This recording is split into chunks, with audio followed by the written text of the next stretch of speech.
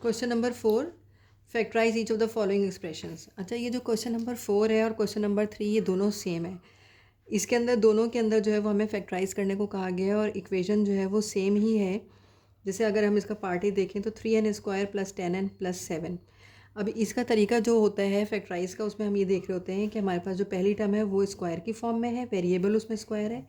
Second term के अंदर variable जो है वो सिंगल है और फिर हमारे पास कॉन्स्टेंट है।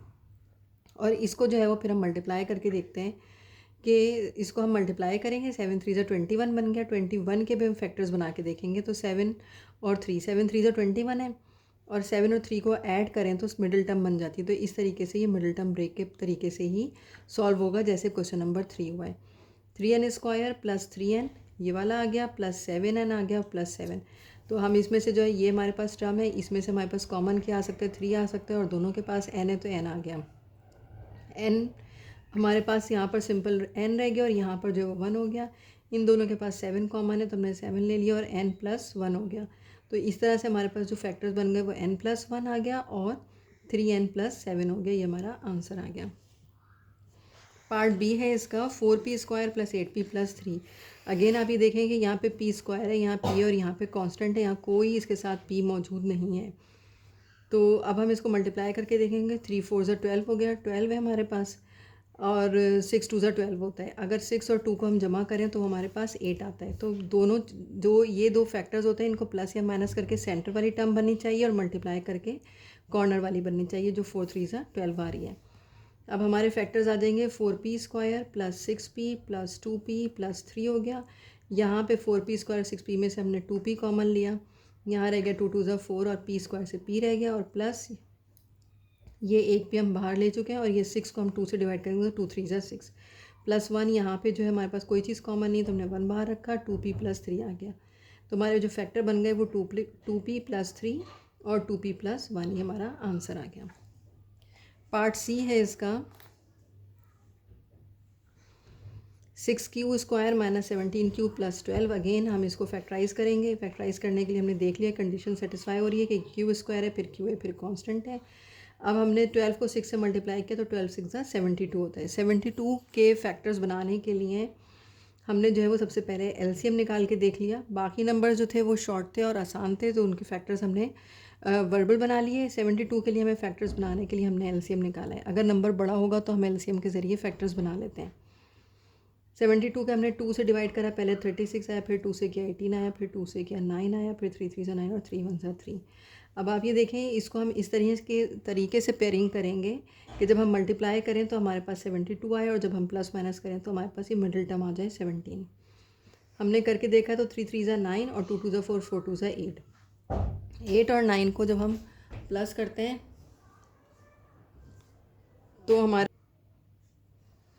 तो हमने जो इसके फैक्टर्स बनाए उसको मल्टीप्लाई करके देख लेंगे। 3 3 9, एक 9 आ जाएगा हमारे पास और 2 2 4 4 2 8, एक 8 आ गया।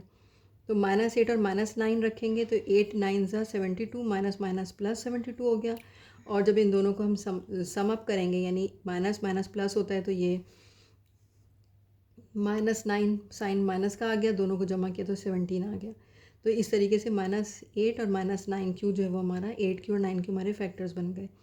इन दोनों टर्म्स के अंदर हम देखेंगे कि क्या चीज़ कॉमन है। कॉमन का मतलब होता है कि ये दोनों नंबर किस नंबर से डिवाइड हो सकते हैं। तो ये दोनों जो है वो 2 से डिवाइड हो सकते हैं। हमने 2 बाहर ले लिया, दोनों के पास q है तो हमने एक q बाहर ले लिया क्योंकि इसके पास 1 है और इसके पास 2 है। तो जो मिनिमम वाली पावर होती है उसको हम कॉमन बाहर लेते हैं। अब हमारे पास ये बच गया यहाँ पे 6 को डिवाइड करेंगे 2 से तो 2 3 6 और 2 q थे, एक q बाहर आ गया, एक q रह गया।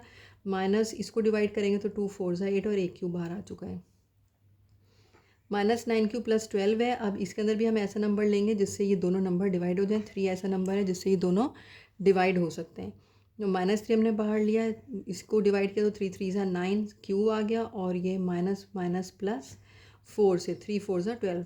तो 3q - 4 और 3q - 4 हमारे दोनों फैक्टर सेम हो गए। तो 3q - 4 एक फैक्टर बन गया और 2q - 3 हमारा दूसरा फैक्टर बन गया। ये हमारा आंसर आ गया। पार्ट डी के अंदर हमारे पास है 4r² - 7r + 3। अगेन हम ये देखेंगे 4 3 12 होता है और 4 3 = 12 है, तो 4 और 3 को अगर हम सम अप कर दें तो वो 7 बन जाता है। ये आ गया हमारे पास। दोनों का हमने साइन माइनस रखा ताकि माइनस माइनस प्लस हो जाए, और इन दोनों को जब हम सम करेंगे तो ये हमारे पास जो है वो सम हो रहा होगा, माइनस माइनस प्लस हो रहा है। 4 और 3 सम करें तो 7 आ जाता है, और साइन हमने बड़े का लगा लिया तो माइनस आ गया। तो इस तरह हमारे पास जो फैक्टर्स बन गए 4r² -4r -3r और +3। इसमें से जो है वो 4 कॉमन आ सकता है और r कॉमन आ सकता है, क्योंकि यहाँ पे एक r है और यहाँ पे 2r है। स्मॉलेस्ट पावर ऑफ r जो है वो हम बाहर ले लेंगे। अंदर हमारे पास बच गया, इसको हमने 4r से डिवाइड किया तो सिंपल r रह गया, और यहाँ माइनस, और ये 4r से किया तो 1 हो गया। और इन दोनों के अंदर हमने जो है वो -3 कॉमन लिया, और r -1 हमारे पास बच गया यहाँ पे। तो इस तरीके से हमारे पास जो फैक्टर्स आ गए वो r -1 और 4r -3, और ये हमारा आंसर है।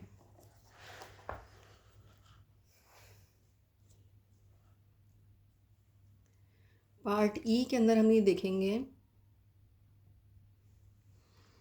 पार्ट ई है 8s² + 2s - 15।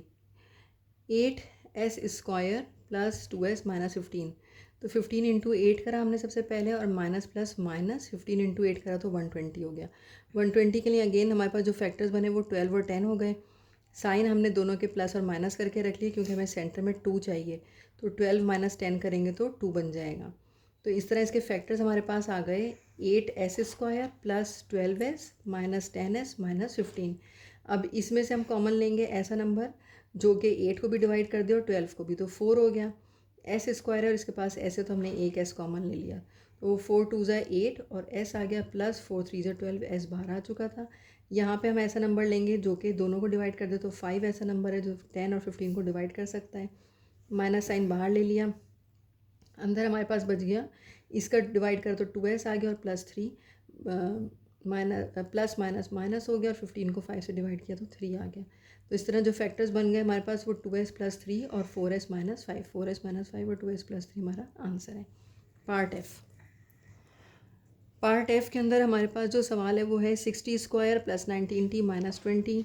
अगेन हमने 20 को 6 से मल्टीप्लाई करा तो 120 आया, माइनस प्लस माइनस 120 हो गया। अब हमें सेंटर में जो है वो 19 चाहिए। 19 को लेने के लिए हमारे पास इस वाले क्वेश्चन में जो पहला वाला क्वेश्चन था उसमें भी 120 था, लेकिन 12 10 से 120 होता है, वो आसान था, जिसको हमने बगैर एलसीएम लिए सॉल्व कर दिया था। लेकिन 120 को देखने के लिए कि इसके क्या फैक्टर्स बनेंगे हमें एलसीएम लेना है। हमने 120 का एलसीएम लिया, 2 से डिवाइड किया 60, फिर 2 से डिवाइड किया 30, फिर 2 से किया 15, फिर 3 से किया 5, फिर 5 से किया 1। अब हम ये देखेंगे कि हमारे पास जो फैक्टर बने वो बने हैं 2 2 = 4, 4 2 = 8, 2 2 = 4, 4 2 = 8 और 8 3 = 24 और 5।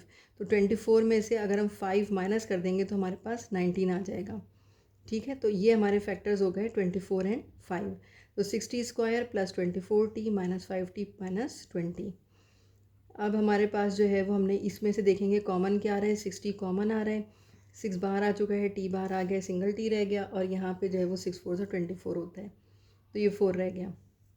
यहाँ पे हम देखेंगे तो -5 हम कॉमन ले सकते हैं, और इस तरह ब्रैकेट में हमारे पास t + 4 हो गया, प्लस माइनस माइनस, और 20 हमने 5 से डिवाइड किया तो 4 आ गया। तो सेंटर में हमारे पास जो टर्म अब जो हमारे पास फैक्टर्स बने हैं वो t + 4 और 60 - 5 है, और ये हमारा आंसर है। क्वेश्चन नंबर जी। क्वेश्चन नंबर जी है 4u² - 8u - 21। अब 21 को हमने अगेन 4 से मल्टीप्लाई किया तो 84 आ गया। 84 के हमने फैक्टर्स बनाए किस तरीके से, 2 से डिवाइड किया 42, फिर 2 से किया 21, फिर 3 से किया 71 और 7 सॉरी, और 3 से किया तो 7 और 7 से किया तो 1। अब 84 लाने के लिए हमने क्या किया, 7 3 = 21 और 3 2 = 6, 7 2 = 14 और 3 2 = 6। ठीक है, तो हमारे जो फैक्टर्स बन गए, अगर हम 7 2 = 14 और 3 2 = 6 है, तो हमने 84 के फैक्टर्स बनाए -14 और +6। ठीक है, अच्छा, अब -14 और +6 क्यों लिया हमने, माइनस प्लस माइनस होगा, और यहाँ पर जब हम इसको माइनस करेंगे -14 और +6, इसको जब हम समअप करेंगे तो हमारे पास आंसर आएगा -8। अब हमने जो है वो इसके फैक्टर्स को इस तरह लिखा, 4u² - 14u + 6u - 21 - 14u और +6u। कॉमन निकाल लेंगे, इसमें से ऐसा नंबर लेंगे जिससे ये दोनों चीज़ें डिवाइड हो जाएँ, तो वो 2 नंबर है, 2 हमने ले लिया। दोनों के पास पावर जो स्मॉलर पावर है u की वो सिंगल है, वो ले ली। इसको डिवाइड किया तो ये 2u हो गया, माइनस 2 7 सा 14, u ऑलरेडी बाहर आ चुका है। यहाँ पर हमारे पास कॉमन नंबर 3 है, 2u माइनस 7, 3 7 सा 21। इस तरह इसके फैक्टर्स बन गए 2u माइनस 7 और 2u प्लस 3। ये हमारा आंसर है। पार्ट एच है इसका 18w square minus w minus 39।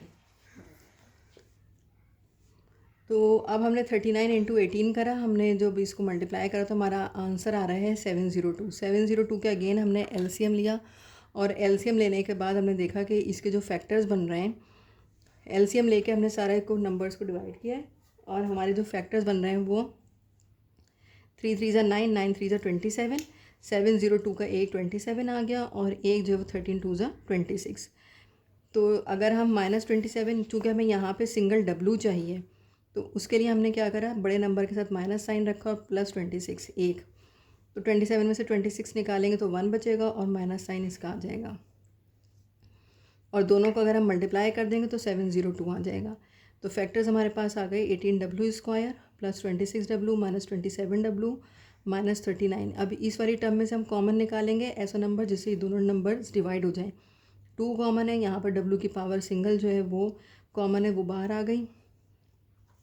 Bracket के अंदर हमारे पास बच गया 2 9 ज़ा 18 और एक w आ गया प्लस 2 13 ज़ा 26 और सिंगल w यहाँ पे हमारे पास, सॉरी ये w नहीं आएगा, ठीक है। 9w प्लस 13 हो गया और यहाँ से जो है वो हमने माइनस 3 कॉमन ले लिया तो 3 9 ज़ा 27 होता है और ये w आ गया और प्लस 13, 39 को 3 से डिवाइड किया तो 13 आ गया, प्लस माइनस माइनस। तो जो हमारे पास फैक्टर्स बन गए वो 9w प्लस 13, 9w प्लस 13 और 2w माइनस 3, ये हमारा आंसर हो गया।